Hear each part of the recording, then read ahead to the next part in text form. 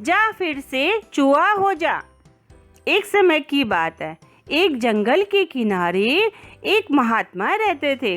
वे दिन रात भगवान की पूजा करते थे। उनमें बड़ी शक्ति थी। वे जानवरों से भी बातें कर सकते थे। महात्मा जी बड़े दयालु थे। वे अपनी शक्ति का उपयोग सभी जानवरों की भलाई के लिए करते थे। एक दिन महात्मा जी पूजा पर बैठे थे कि उनके सामने आसमान से एक चूहा आकर गिरा। महात्मा जी ने ऊपर देखा, एक चील उड़ रही थी। वे सब समझ गए, चील चूहे का शिकार करके ले जा रही होगी। उसी के पंजों से छूटकर यह चूहा गिरा है। महात्मा ने घायल चूहे को उठाया और देखा। चूहे के शरीर पर बहुत सारे घाव थे। वह दर्द के कारण रो रहा था। महात्मा जी ने उस चूहे को कुछ दवा दी। महात्मा जी ने उसे बड़े प्यार से अपने पास ही रखा। चूहा भी महात्मा जी के पास खुशी खुशी रहने लगा। दवा के असर से कुछ समय बाद वह चूहा पूरी तरह ठीक हो गया और इधर उधर उछल कूद करने लगा। यह देखकर महात्मा जी बहुत खुश हुए।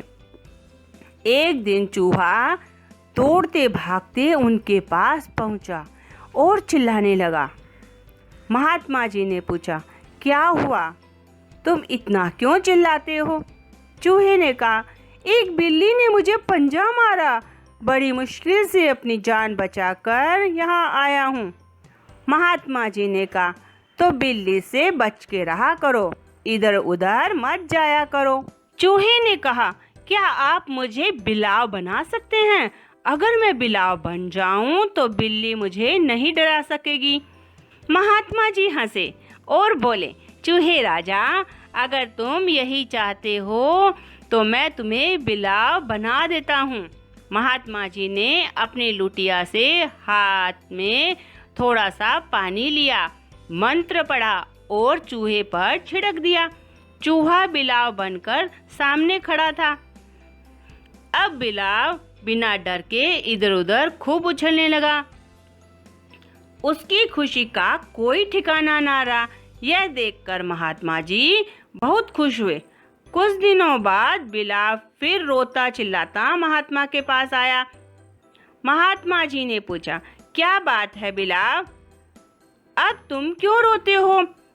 अपनी परेशानी बताओ।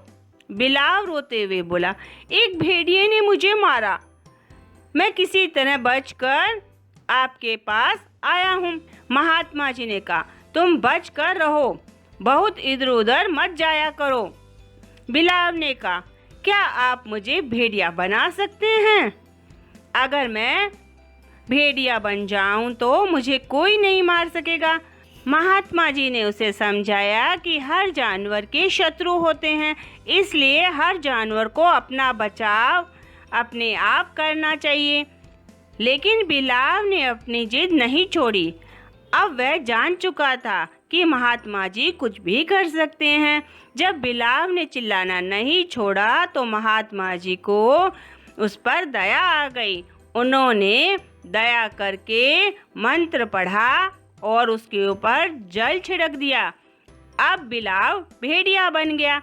भेड़िया बनकर बिलाव बहुत खुश हुआ। अब वह बहुत घमंडी भी हो गया था। बिना डर के वह पूरे जंगल में घूमने लगा। एक दिन वह अपने घमंड में शेर से जा भिड़ा। शेर ने उसे इतना मारा कि वह घायल हो गया। इससे पहले कि शेर उसे मार डालता, वह भेड़िया भागकर महात्मा जी के पास आ गया। महात्मा ने घायल भेड़िए को देखा तो वे बहुत दुखी हुए। उन्होंने पूछा, अब क्या हुआ भेड़िए? तुम्हारे शरीर पर इतने घाव कैसे हो गए? भेड़िए ने रोते हुए सारी बात बताई। महात्मा जी ने कहा, अपने से अधिक शक्तिशाली से बच के रहना चाहिए। यह सुनकर भेड़िया जोर जोर से रोने लगा। वह रोते रोते बोला, महात्मा जी, आप मेरे पिता समान हैं। केवल आप ही मेरा दुख दूर कर सकते हैं। महात्मा जी ने पूछा, तुम क्या चाहते हो? कैसे तुम्हारा दुख दूर होगा? भेड़िया बोला, आप मुझे शेर बना दीजिए तो शेर मुझे नहीं मारेगा। महात्मा जी ने उसे समझाया, यह जिद छोड़ दो भेड़िए, सबसे प्यार से रहना सीखो। अब भेड़िया कहाँ मानने वाला था, उसने शेर बनने की जिद पकड़ ली। महात्मा जी जानते थे कि उसकी जिद अच्छी नहीं है, लेकिन वे बहुत दयालु थे। उन्होंने भेड़िए की बात मान ली। महात्मा जी ने अपने हाथ में जल लेकर मंत्र पढ़ा और भेड़िए के ऊपर छिड़क दिया। भेड़िया अब शेर में बदल चुका था। शेर बने भेड़िए ने सोचा, अगर वह इस महात्मा को मार दे तो जीवन भर शेर बना रहेगा। आखिर शेर तो शेर ही होता है। वह बड़े जोर से गुर्राया और महात्मा की तरफ झपटा। एक ही पल में महात्मा जी को सब समझ में आ गया।